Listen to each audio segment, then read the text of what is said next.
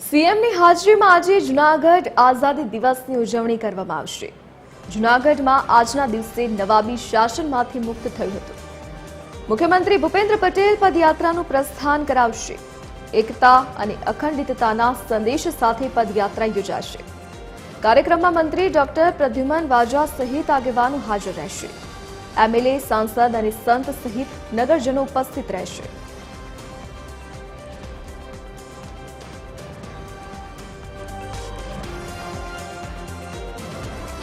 CM Bhupendra Patel આજે જૂનાગઢની મુલાકાત લેવાના છે। આજે તેમના કાર્યક્રમ યોજાવાના છે। સીએમની હાજરીમાં આજે જૂનાગઢ આઝાદી દિવસની ઉજવણી કરવામાં આવશે। તો જૂનાગઢમાં આજના દિવસે નવાબી શાસનમાંથી મુક્ત થયું હતું તે દિવસે આજના દિવસે ઉજવણી કરાશે।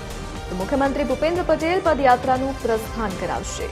એકતા અને અખંડિતતાના સંદેશ સાથે પદયાત્રા યોજાશે। વધુ વિગતો સાથે associate editor Arun Shah online પર જોડાઈ ગયા છે।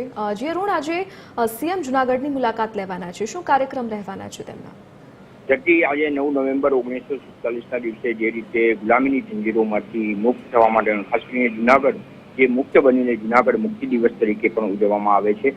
મહત્વપૂર્ણ રીતે તેના સંદર્ભમાં એક મહત્વની યાત્રાનું આયોજન કરવામાં આવ્યું છે અને મુખ્યમંત્રી ભૂપેન્દ્ર પટેલ આ યાત્રાને પ્રસ્થાન કરાવશે। મહત્વપૂર્ણ છે કે હાલના તબક્કે 150મી સરદાર વલ્લભભાઈ પટેલ લોહ પુરુષની જન્મજયંતિની ઉજવણી પણ થઈ રહી છે। તેના ભાગરૂપે પણ એકતા અને અખંડિતતાના સંદેશ સાથે જૂનાગઢમાં મુખ્યત્વે સંદેશ સાથે સમગ્ર જે રીતે રાષ્ટ્રવ્યાપી યાત્રાનું આયોજન કરવામાં આવ્યું છે તેના સંદર્ભમાં રાજ્યવ્યાપી યાત્રાનું આયોજન કરવામાં આવ્યું છે। તેના સંદર્ભમાં આ યાત્રા નિર્ણાયક સાબિત થશે અને એકતા અને અખંડિતતાનો સંદેશો સર્વત્ર વ્યાપે અને ખાસ કરીને જોઈએ તો મુખ્યમંત્રીની સાથે ડોક્ટર પ્રદ્યુમન વાજા જે મંત્રી તરીકે સરકારના કેબિનેટ મંત્રી તરીકે તેઓ પણ આ પદયાત્રામાં સામેલ થાય તે પ્રમાણેના સંજોગો વર્તાય છે। તદુપરાંત રાજકીય પ્રતિનિધિઓ ઉપરાંત શૈક્ષિક સંસ્થાના પ્રતિનિધિઓ મોટી સંખ્યામાં સામાજિક સંસ્થાના પ્રતિનિધિઓ ઉપસ્થિત રહે તે પ્રમાણેનું આયોજન કરવામાં આવ્યું છે। સરદારનો સંદેશો સર્વત્ર વહેતો થાય તે પ્રમાણેનું આયોજન કરવામાં આવ્યું છે।